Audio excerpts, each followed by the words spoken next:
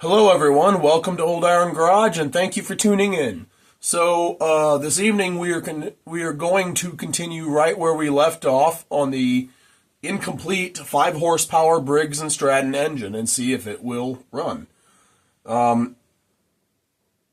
anyways, where I left off last, I was in search of a magneto that had the proper bolt hole spacing for this 5 horse Briggs engine block. And I got a little frustrated with that, so I'm going to start on, I'm going to do things a little bit out of the order that I normally do it in, but I'm going to go ahead and start installing the carburetor and fuel tank and get that part of it wrapped up. So let's dive in. Let's get started.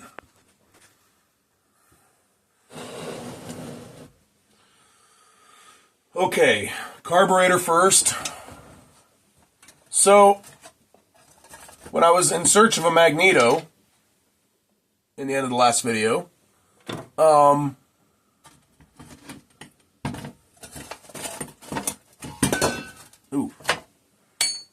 don't knock that over. Sorry, when I was in search of a magneto,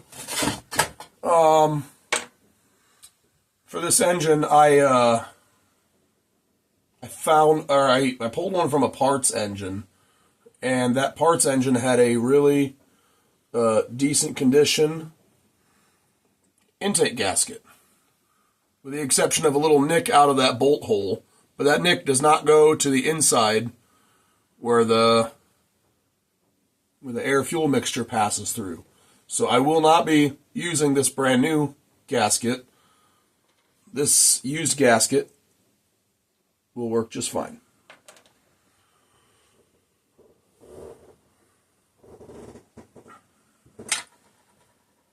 Because I'd planned on putting some Permatex #2 Forma gasket on there anyways, due to the carburetor being warped. Alright, so first things first, I'm going to have to scrape this gasket surface because it has part of an old gasket on there, and we can't have that. The gasket surface needs to be clean, free of any debris, dirt, anything that would keep it from sealing up nicely.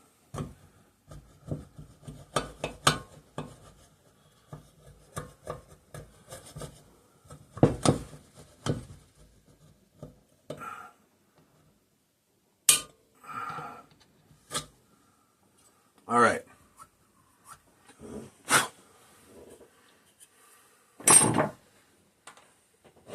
So, that's done.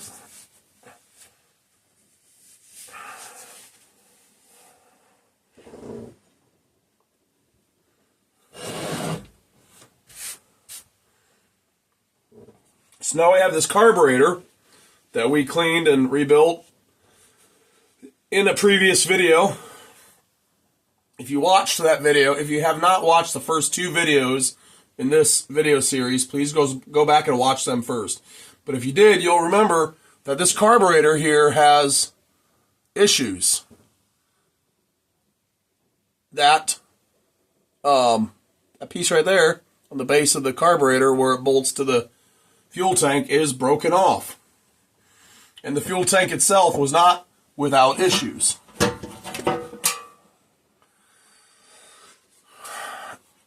This lower bracket here and here was cracked and broken all the way through. The only part that was keeping it connected, the bracket to the tank, was this piece here. So, the tank was super clean inside, and I didn't want to toss it. So I welded it. Yeah, I welded it. Both sides. Welded this side and this side.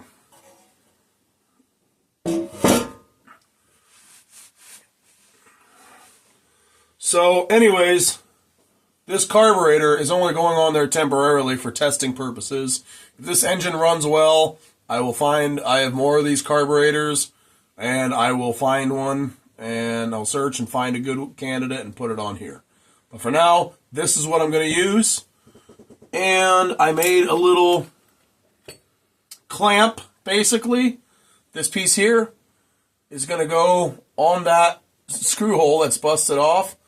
And that little tab right there is going to push down on the base of the carburetor on the other side of the crack to help clamp it down. So, let's get this on there. Forgot to scrape a little bit of there's a little bit of gasket material remaining there.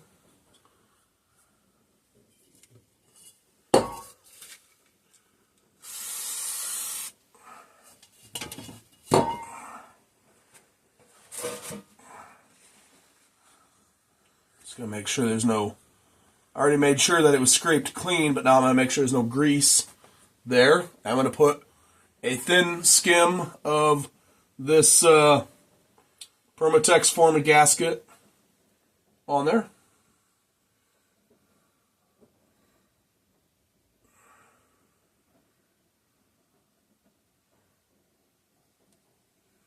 Ooh, got liquid coming out.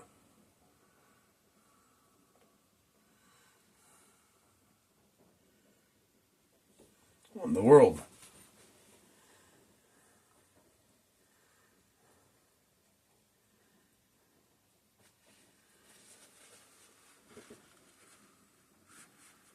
Get that liquid cleaned off of there. Alright, I'm going to continue with this.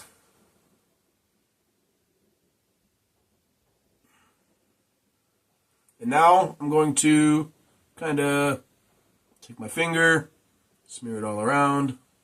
Oh, daggone it.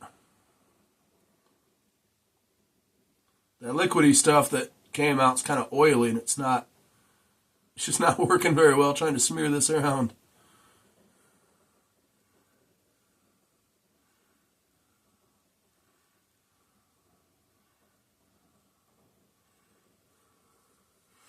Well, okay then. I'm going to take approach number 2 and put some real thin skim of it on the gasket itself.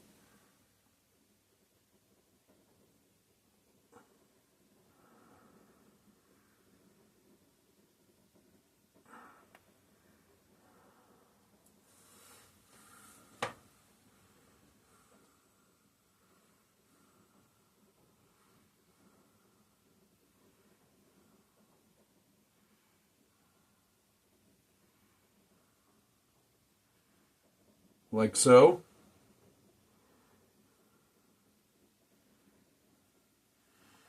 And now that my finger's all good and messy, gonna wipe that all off.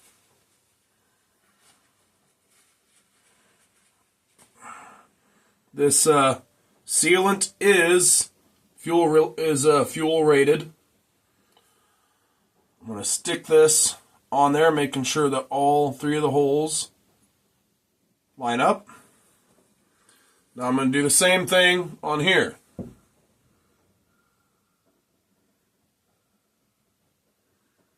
Just a thin skim of it, not too much.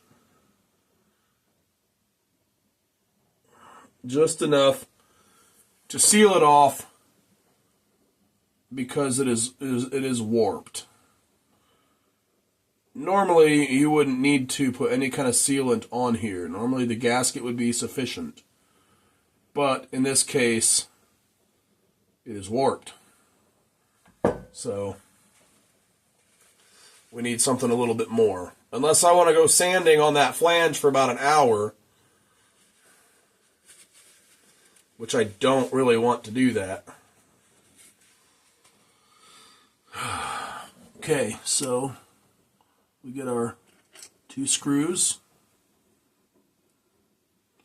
That one's got some junk in the head. Clean that out.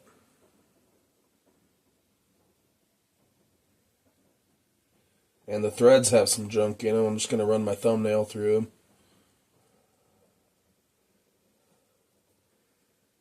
There we go.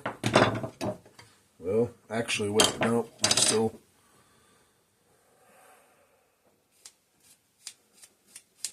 Let me take a little wire brush to it.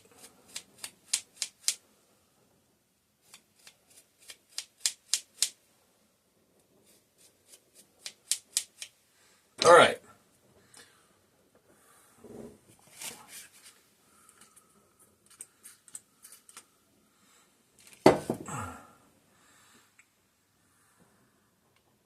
Oh, shoot. I about forgot.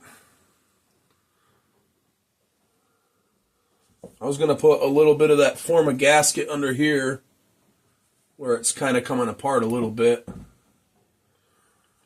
Where the gasket is separating from the, I'm going to have to use a screwdriver to apply it because I don't want to try to peel the gasket completely off. But where the gasket is separating from the base of the carburetor, I'm going to try and get some of this stuff gooped in there a little bit, just to kind of ensure a good seal.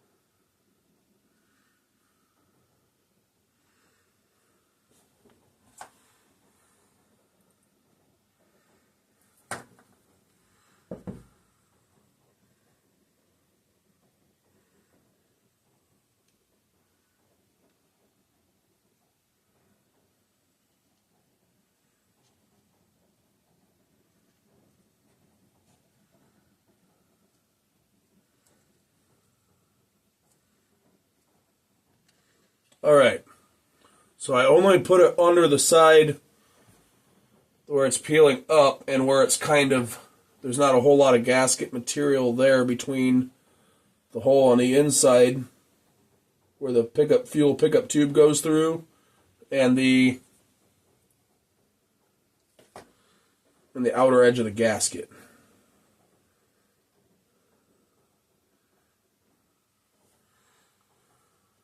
Alright.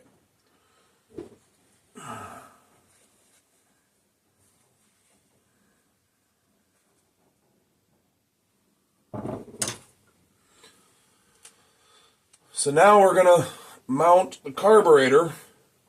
We're going to mate that to the engine.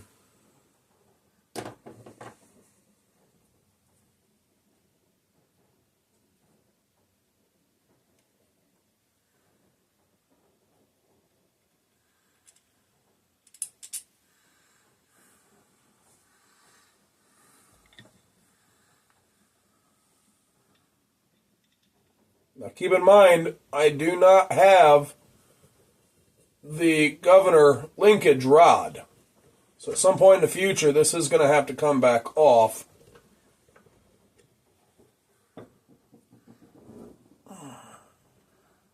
Because I just don't have one of those to spare right now.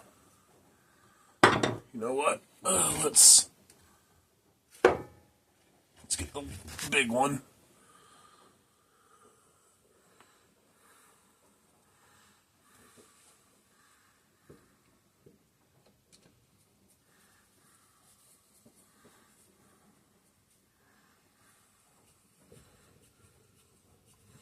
But we can get the engine to run without it. I'll just have to do something to keep the throttle from moving around and the thing revving erratically.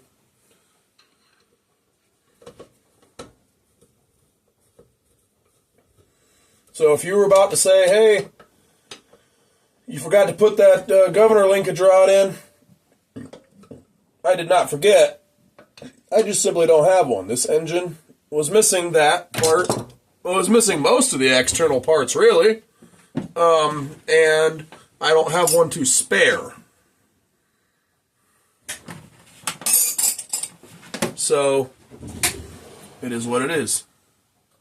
We will put one on as soon as we get a hold of one.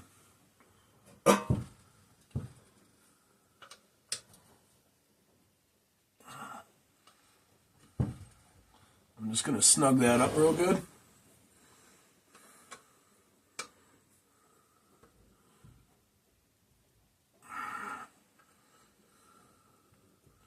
Come on. These screws are a little bit mangled, the bolt heads. So it's hard to get a wrench on it.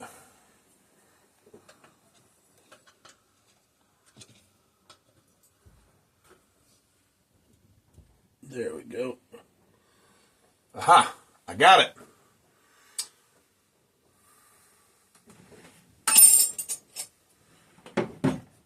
Now that's mounted. It is time to mount the fuel tank.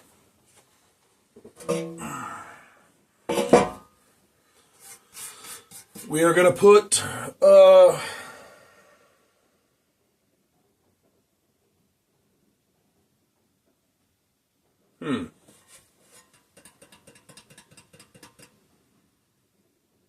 yeah, we are going to put some of that sealant here. I thought about not doing it since this has to come apart again, but no, I'm going to do it.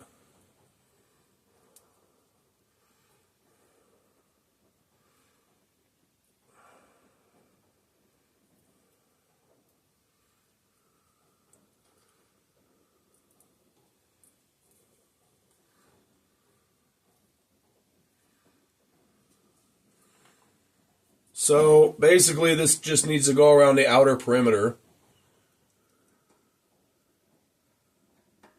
We're just going to put a thin bead.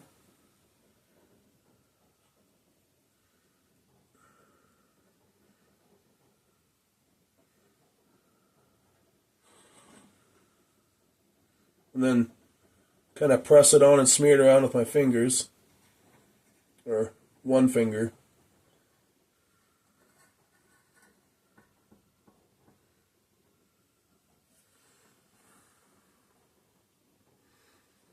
This is great stuff. I love this stuff. Works awesome.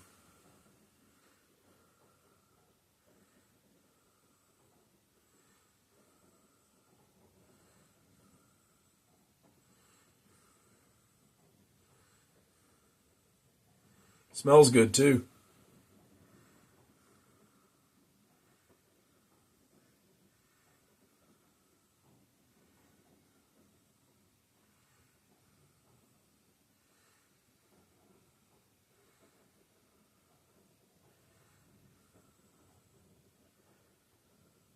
When you're done, you just lick the frosting off. Oh. No, it smells good, but I cannot imagine that it tastes good or that it's good for you. It's probably not. So now, we're going to get the fuel tank. We're going to get the feed tubes, the pickup tubes down through their holes. And we're going to get the holes to line up approximately. And we're going to get one screw in.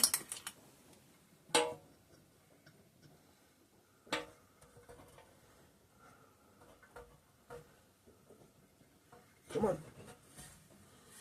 Go down.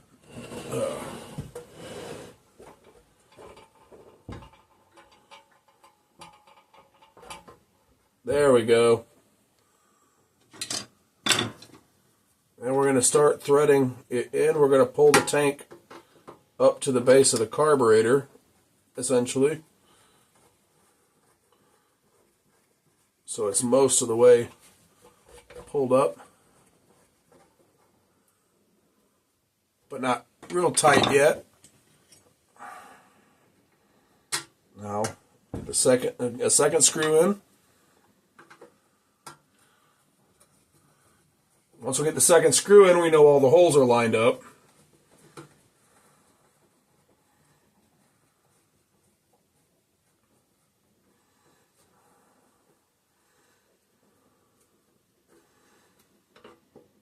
And we're going to go ahead and tighten down these two most of the way.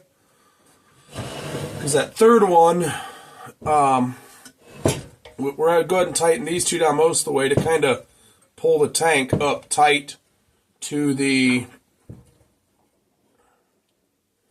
base of the carburetor. That third one, you remember that the hole that it goes through is broken off. So now that we have pulled the fuel tank up to the tight against the base of the carburetor, now we're going to install that screw with that little clamp piece that I made. I'm actually going to set that in place first, then put the screw in.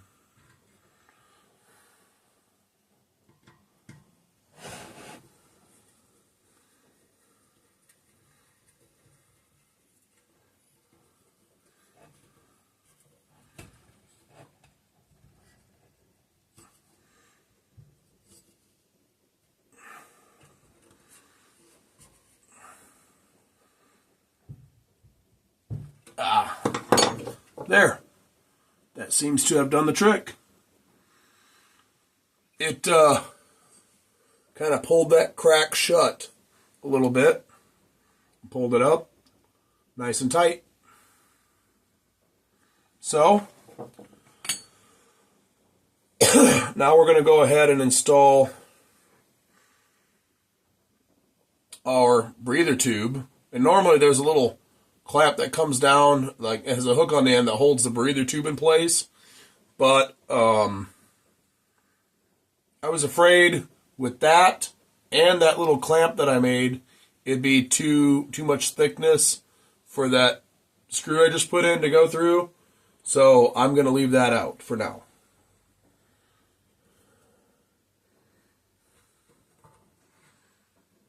So that breather tube is installed.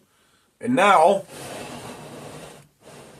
we are going to go ahead and, you know what? Now we're going to go ahead and install the spark plug. I guess I didn't realize that I didn't already put that in the holes, or in the hole when I put the head on.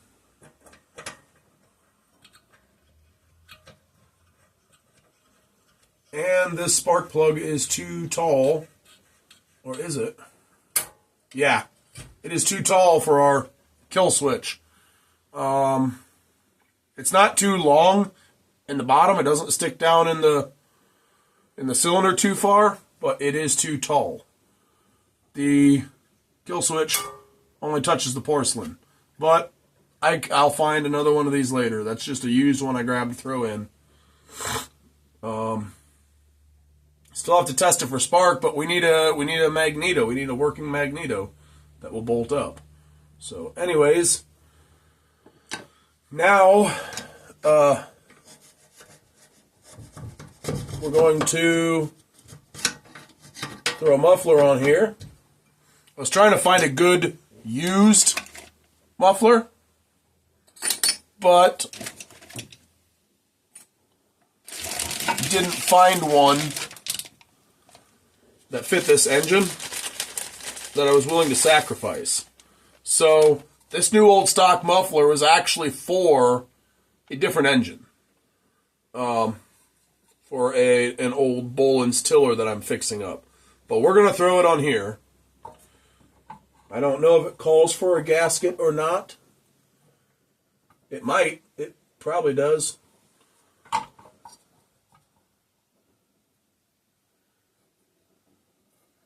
But we're just going to trust that it'll do well enough without for now. I may not even have this muffler on here permanently. I probably won't. So,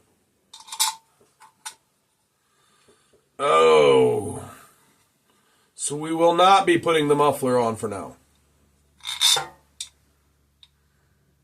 I thought these bolts were going to be just long enough to mount the muffler temporarily, and that I would have to find longer ones.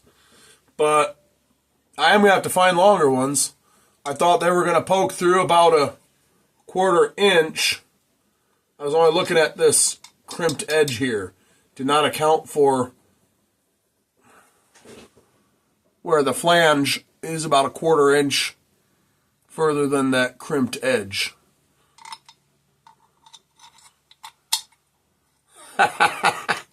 Yeah, so I don't have any bolts right now. That I'm sure I have some that'll fit, that are long enough, but so I guess this is not going on right now.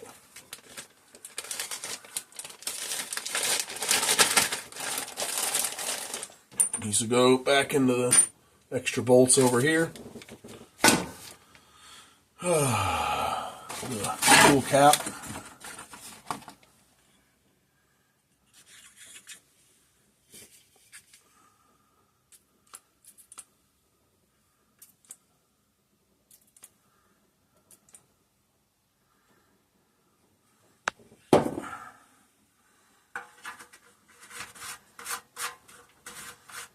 I like to lube those up so they go on and off nice and easy.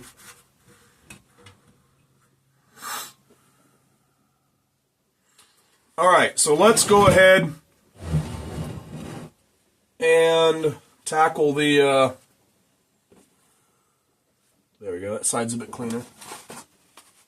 The air filter. Basically, it just needs oiled up. Still nice and pliable. But it's getting to the point where it does need to be used. So basically, we just got to oil this thing up and put it in the air filter housing. But before we do oil it up, ooh, what remains of an old air filter in there. Ha! Let's scrape that out.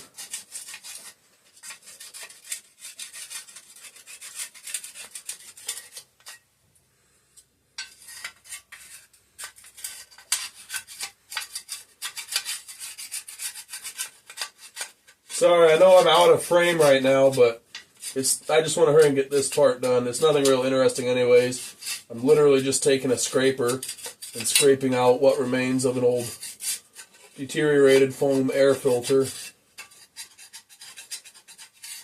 That's it. It's nothing interesting.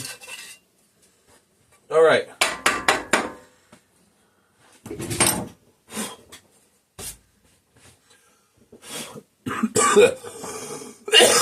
Yeah. Before I do, I want to squeeze this in here. And the hole lines up perfect. It's like it was meant to be. Anyway. These parts are relatively clean. That is not clean. We'll clean it.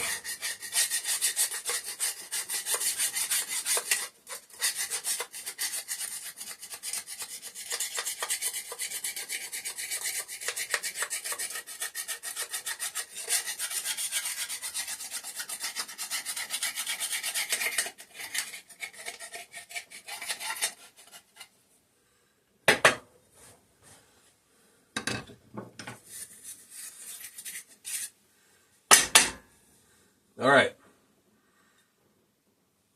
So that's clean. So now I just need to get some oil. Honestly, you could use waste oil for this, really. As long as there's no, like, large chunks of debris in it. But I don't typically do that. I typically use clean, fresh oil. I mean, it's what you're supposed to use.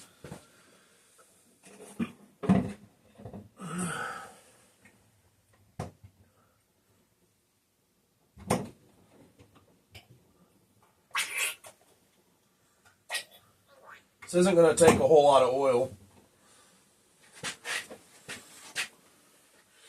I just gave it like part of a pump, and that'll be enough. Not even a full pump of oil.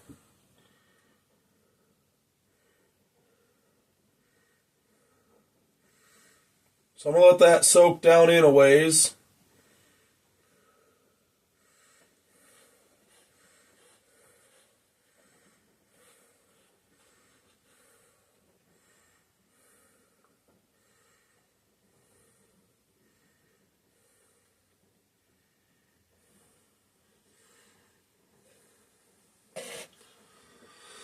Just going to let it soak down in for a moment until there's nothing sitting on the top.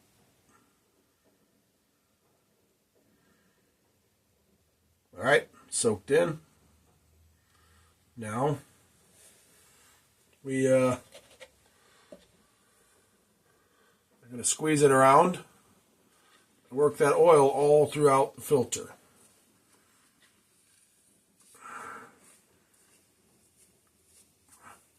Just like that.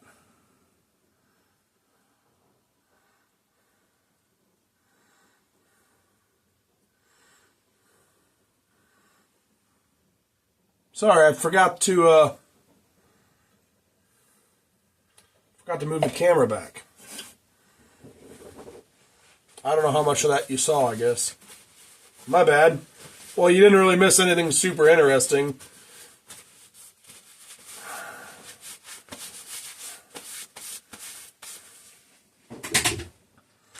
I apologize for that. Anyway, the filter is now oiled, and we will simply just install it. Except for I missed one step. Ding. Now we will install it. Oh, other way. Then this piece goes in. That keeps the lid from crushing down too far on the air filter.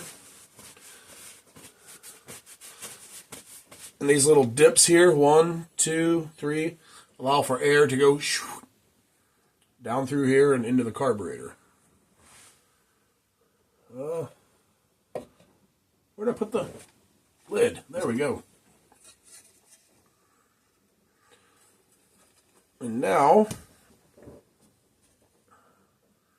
perfect.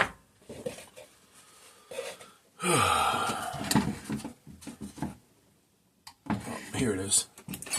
And now the I'm sorry, I'm pretty tired. Now the air filter is ready to install. So,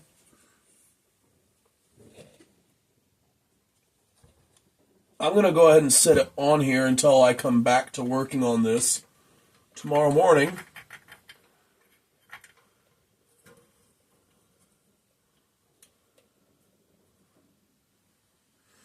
Yeah, until I come back to working on this tomorrow morning.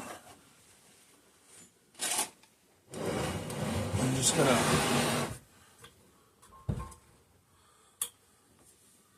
get it on there and kind of tighten it down a little bit. Make sure my screw is good. Make sure my screw works well. Because remember, this screw was way too long and I had to shorten it.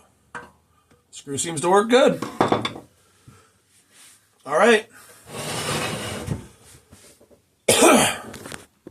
All right, guys, I'm getting tired. I'm getting late, and I do not feel like looking for that magneto tonight. So, I'm going to call it quits there. This is not the end of the video, and I will be back in the morning.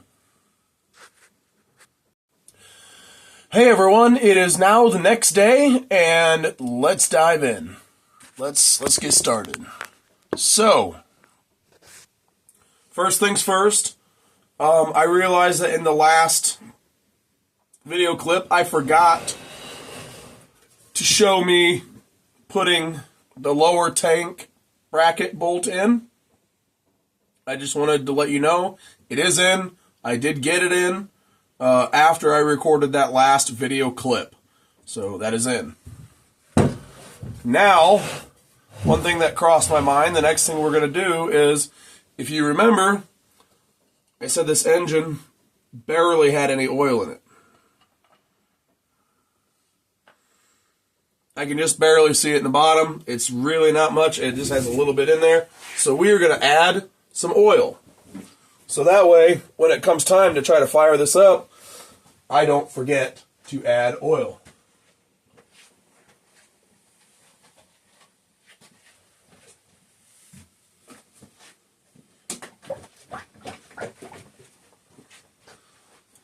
This is my jug of used small engine motor oil.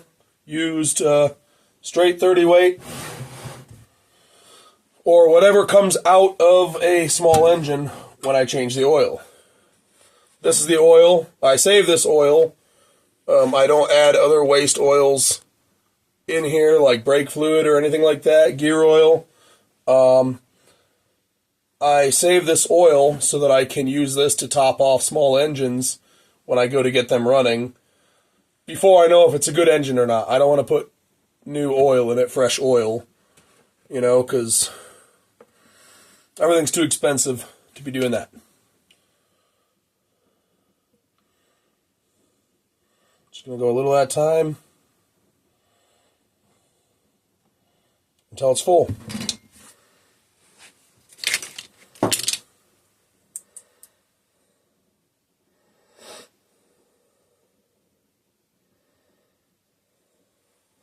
Once that all goes down out of the funnel, I'm going to pull the funnel and take a look.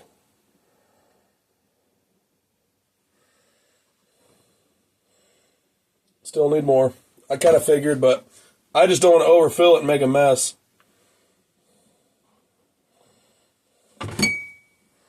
So I'm going to let that go in. And I don't want to lose my oil fill plug. So that way I have it handy when this thing is full. I can hurry up and put it in so it doesn't come out in case I get it a little overfilled. And again, I'm going to check.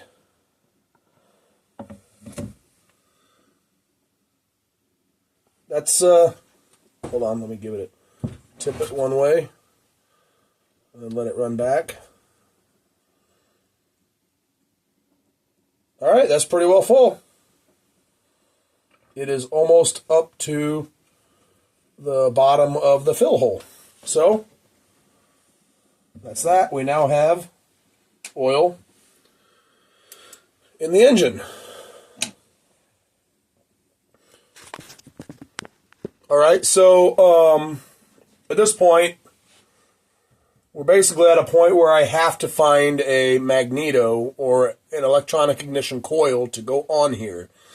I have a couple different options. I'm going to continue looking for a loose one or one that's on a parts engine.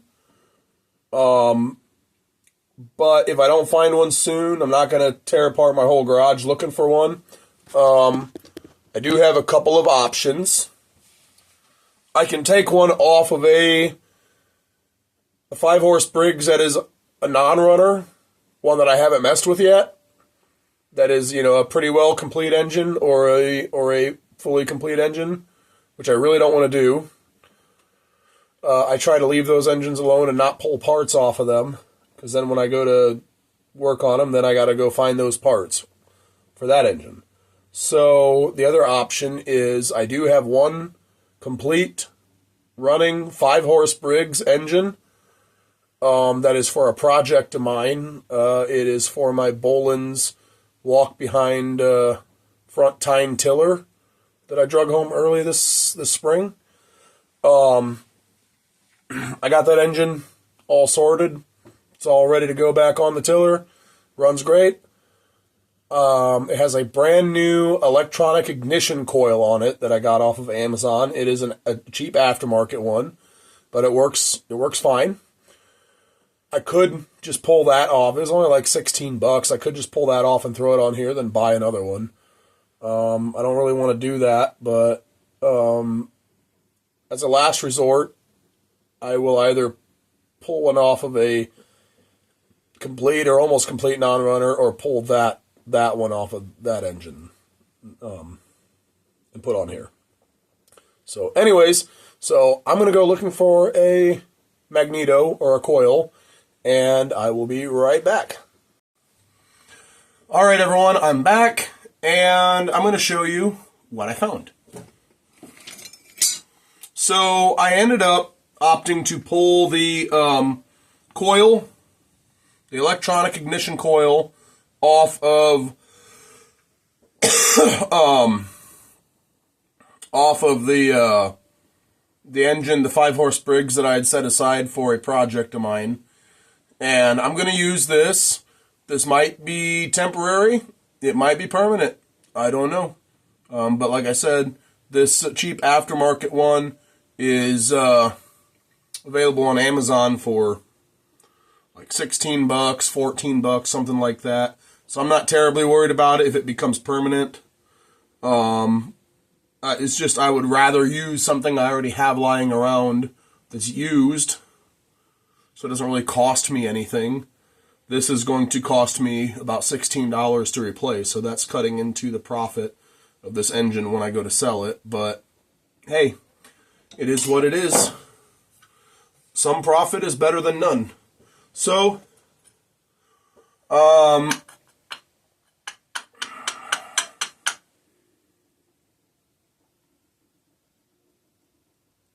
the points in condenser, I am going to go ahead and pull them out because they're not really needed. Yeah. I'm going to go ahead and pull those out. They're not needed at this time anyways. I don't want to leave them in there, and then if I end up selling this engine with this coil on it, I don't want to leave them in there and then waste a potentially good points and condenser, you know, and I could use it for another engine.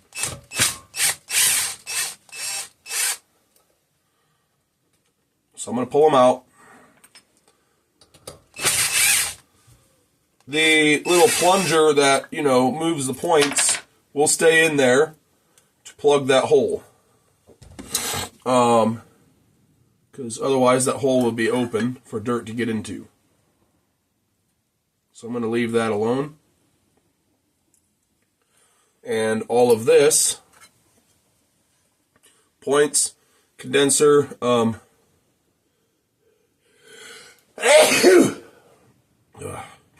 I feel a sneezing fit coming on. This is all going to go into this bag here of used ignition parts.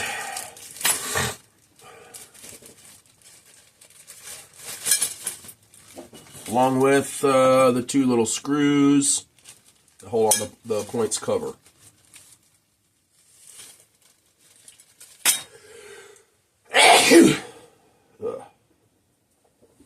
If this keeps up, this sneezing fit, sometimes it can last a few minutes. I don't like that. If that keeps up, I'm going to cut the video take a short break until it goes away.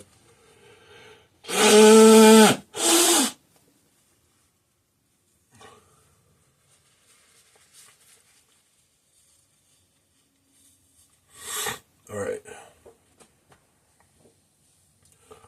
I hate that. I absolutely hate that.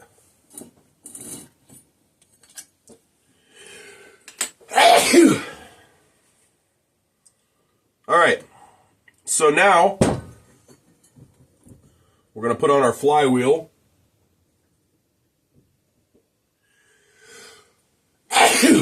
Maybe.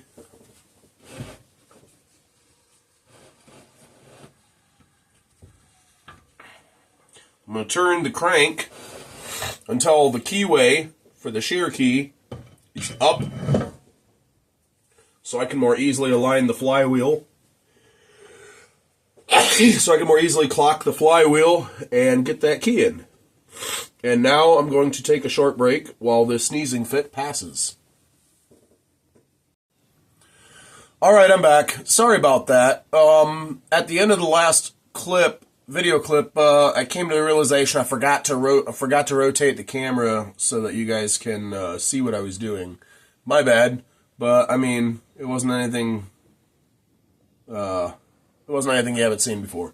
So, anyways, let's continue. So now the flywheel is on. The key is in the keyway. It is ready to put the recoil clutch on. But actually, I remember there's something else I need to do, and I need to do it sooner than later. I should have done it a while ago, so that it would have time to drip out. And that is, I need to, daggone it, come on. Get this recoil working a little better.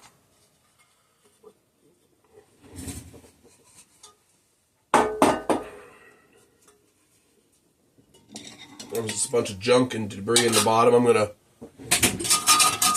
try to scrape some of it out, just the worst of it, I guess.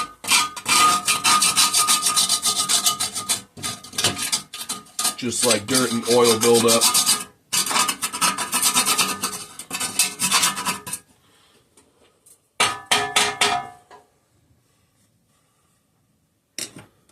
Alright, so this recoil wasn't recoiling very well. It's really not pulling very well either. See that? You know, it's just, come on. Yeah. It's a little dry, a little dirty in there. So we're gonna fix that.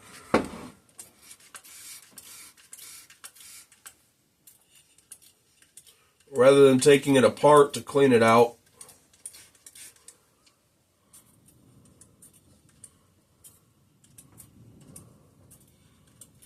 we're going to do this. This is what I usually do. Usually solves the problem pretty well. Shoot a bunch of WD-40 in behind this wheel here so it gets back inside there. Then you just start, look at that. It's already working better. But I usually keep just working it around and then add some more WD-40. You want enough in there to kind of, once you loosen up the dirt and debris and junk that's in there, you want enough in there that it kind of... Oh, sorry, that freaked me out. I don't know if you heard that, but... Well, we got some snow last night. We got some snow last night, and a bunch of it just came off the roof of the storage shed behind the garage, and it slid off and hit the back of the garage, which is right here, right behind you guys. So, but you want enough of this in there to kind of, when you tip it up, you want it to kind of pour out and flush out a lot of the dirt that has come loose.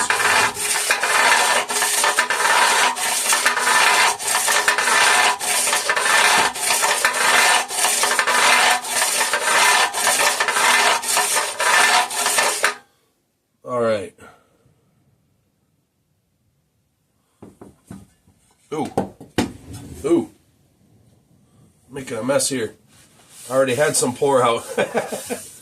Did not realize it. It's coming out of that hole there.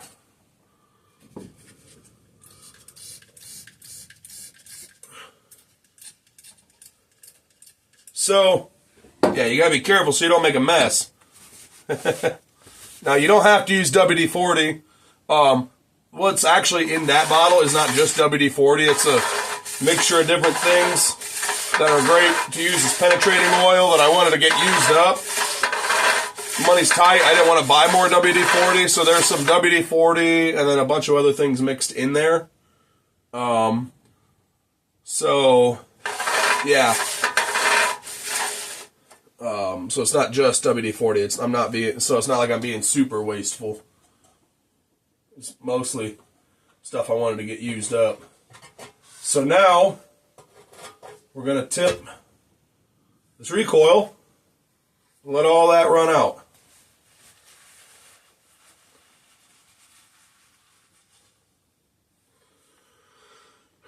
And we're going to need that recoil here shortly. So I'm going to take a short break, and while that drips out, about 5 minutes or so, and bring you back when I am ready to continue with putting on the recoil clutch, or the starter clutch and all that, and then the recoil. Alright, so we're going to cut the video there so it doesn't run too long, and we're going to pick up right where we left off in the next video. And if you like this video, hit that thumbs up button, let me know. And if you want to see more videos like this in the future, make sure you hit that subscribe button. All right. Thanks for tuning in, and I will see you in the next one. Bye.